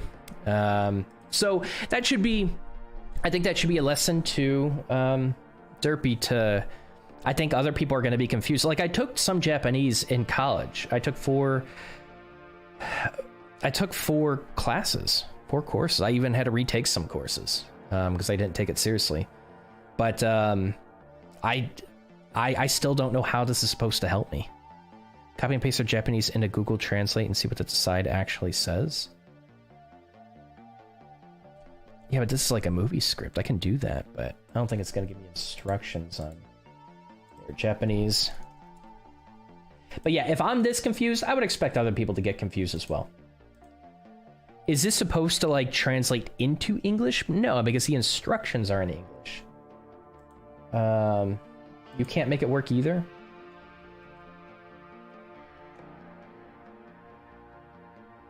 Yes, it's random facts. You took 4.5 semesters. Okay. Well, that's I mean, that's a lesson, right? So of course these hackathon projects, they're rushed. You know, you only have 4 weeks, and I have no idea how many hours this person committed with this, but I'm gonna take a look at the GitHub and see what was entered there. I appreciate you guys trying it out. I do. Let's go ahead and look at the GitHub though. But yeah, you gotta, however you're trying to deliver what the use case is of this app, you're just not doing a good job of it. And so the demo feature is cool, but it obviously didn't help me and it didn't help us. So that's something to work on. So key features, okay. Also instructions on how to spin this up, right? So I would mention the stack, key features. You can even have a live link to it in your README, but also like instructions on how to spin this up. You want to provide that as well. Because sometimes, like if they're really interested in you before they bring you in for the technical portion, potentially they might spin up your app and play around with it. I would argue they might just look at your code for the most part, but yeah, provide those instructions to spin it up. Cool. All right, we have one more. All right, so okay, so Dylan, copy link. No. I gotta go into submissions, projects.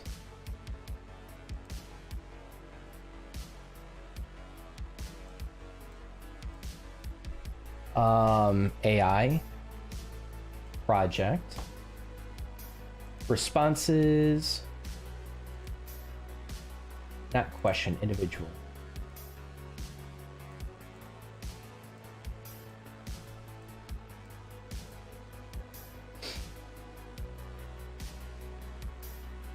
All right, let's see if he got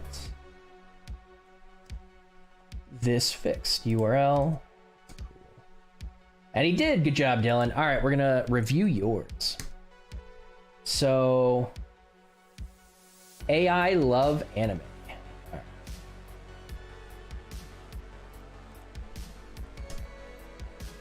Generate anime recommendations using AI. Looks like the alignment is off on some of the navigation. I don't think you need these lines. Login to get started. So demo login. Okay, generate anime recommendations using AI. So with your, let me log out. With your application, answer simple questions about the kind of shows you're looking for, and use your existing anime list to be given top of the line recommendations. So what you can do is, like, if I just go to an app and I just see a bunch of random, like, I don't know, I just see like a dry landing page. Like with the anime, you're probably going to appeal to anime users by generating the images, them seeing images, right? So you could do like recent recommendations. So if a previous user has like whatever the 3 previous recommendations were, maybe you just display those. I don't know. And also, like, why do I have to log in to get started? Maybe provide like a sign up feature once I've gotten a little bit deep into the rabbit hole, and the incentive to sign up and create an account is to save the recommendations. Like, you can talk about like how this AI, like, you can, I don't know how you would word it, but word it in the sense that like this AI has been trained on your recommendations, and in order to save those recommendations, or like even keep you up to date with new anime that's being created based on your old recommendations. The problem is with OpenAI, the data is pretty old, so it's not going to give you new recommendations. So maybe that isn't a feature. But anyways, I shouldn't have to like log in to get started. I don't think that's your main call to action. I think you just got to get people using it. So I shouldn't have to click demo account to do that. All right, so this is, if I'm being honest, like, maybe you just start with this. A little blurb above, and this is just one page. Let's go horror. I like it. Use your anime taste to generate new anime. My anime list username. Selected genre horror, using your anime taste. Using your, what does this mean? Using your anime taste to generate new anime.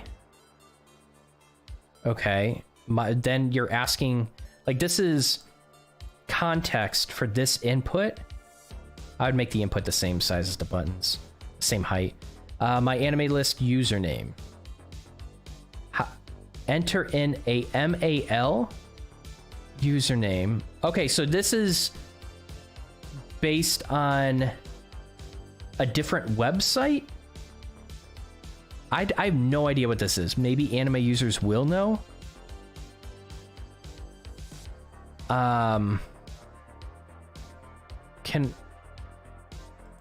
Why I don't understand what I'm supposed to do. I'm just gonna put Don the developer, like, use my list for demo purposes. So it's basically taking a list from elsewhere to generate new preferences with the genre. Are anime users going to know this? I don't even know what website this is. My anime list, is that a thing?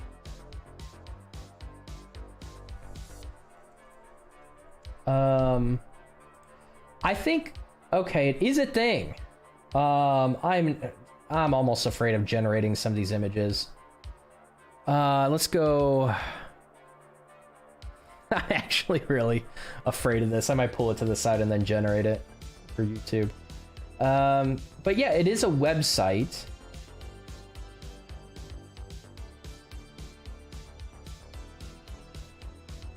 I would recommend you can do that, but I would recommend that as like another feature. I almost think you should have a list of animes for people to pick. And just like, I want to put like Death Note, right, as an anime that I like watching. I don't think I should have to set up an external list, but I mean, like, you could cater, like, if this is a super popular website, I think you should cater to that. Like, maybe even the title reflects that you are referencing an external list that you have to build up. Actually, yeah, that is a list. I don't know what your preferences are. Hold on.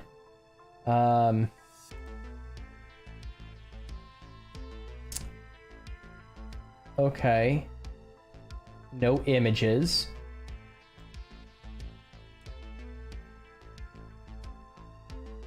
Selected anime list. Okay, so I add it.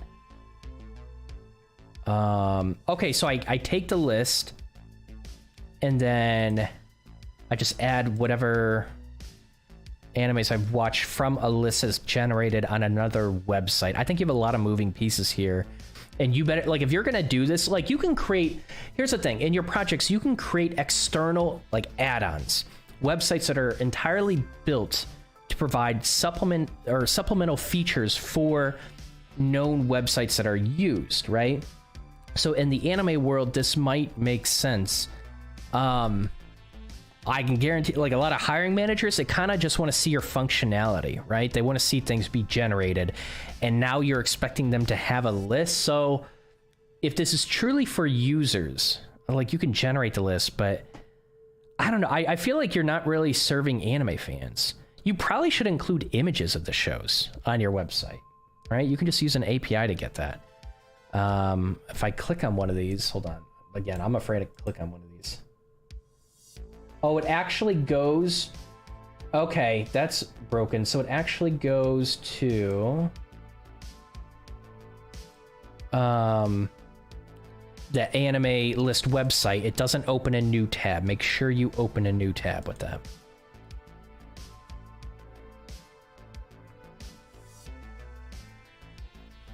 Generate recommendations. Okay, it's generating.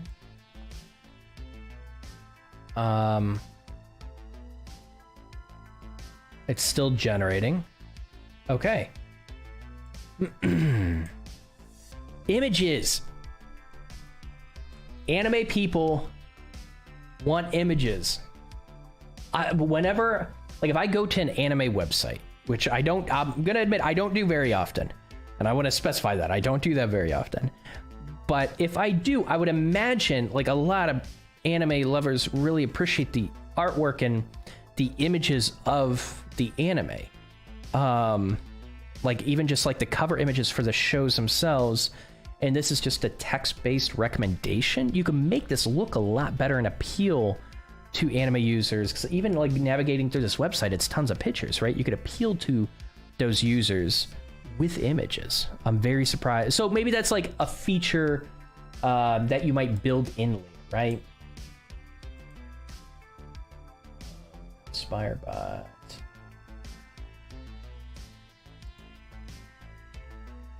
So yeah, this project is made to recommend anime to the user using AI. The only large feature as of now is a generation and viewing of recommendations. The user can input the genre they're interested in and add a list of anime they want their recommendations to be based off of.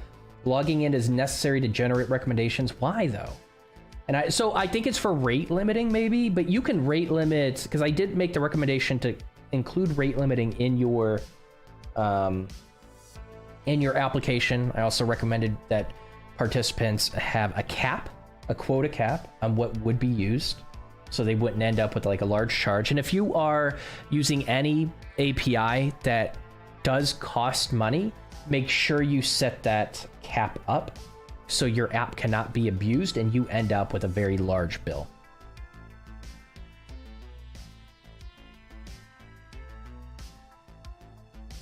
Okay, so I think it's kind of like a start of something that a lot of anime users would love, but man, you gotta include some pictures for an anime website. It really lacks pictures. Yeah. Do we have any anime fans in chat right now? Just curious.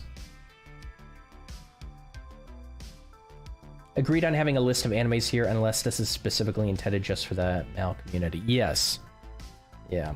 So if it is intended for that community, make sure that you would, I guess, yeah, make sure that you would specify that, right? Like AI love anime. This name itself, what does this even mean?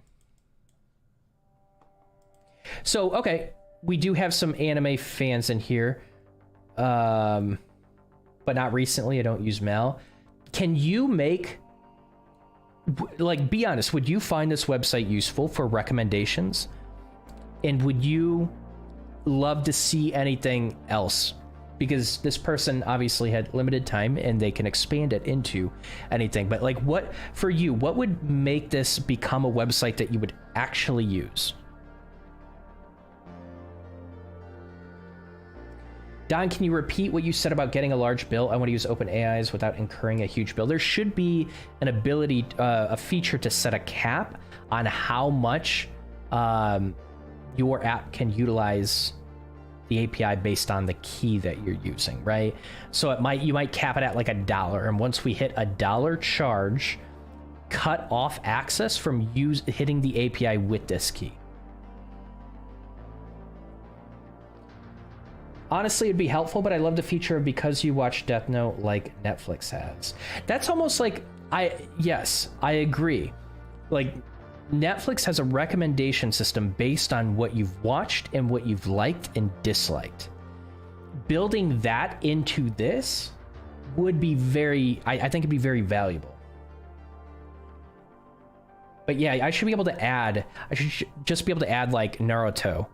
I like Naruto, Death Note. I like some like darker ones. I just don't remember the names of them. And then there was one other, Full Metal Alchemist. Those would be my 3 submissions, and recommend me an anime based on that. If I was getting back into anime, I would find that very useful.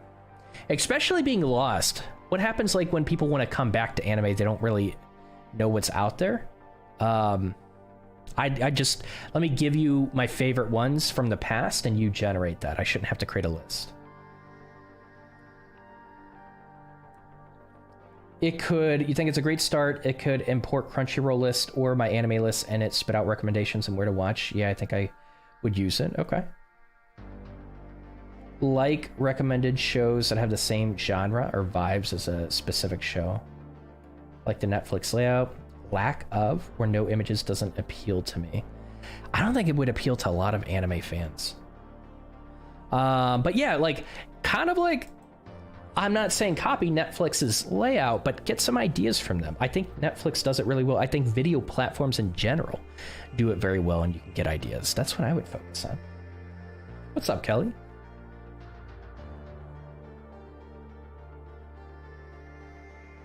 On the landing page, some image panes of popular shows, and you just add it that way. Click on a couple, and then it recommends. Yeah, even a button, even if it's a plus button, you don't even have to click on the image, but you could, and then it adds it to your queue of, before you even make hit that recommendation, generate recommendations. But I like the description, but yeah, include images, and probably include manual entries of anime shows. And I think this could turn out pretty well and be useful. There's people in chat are saying they would actually use it. But with the homepage, get started, log out. I would just say get started.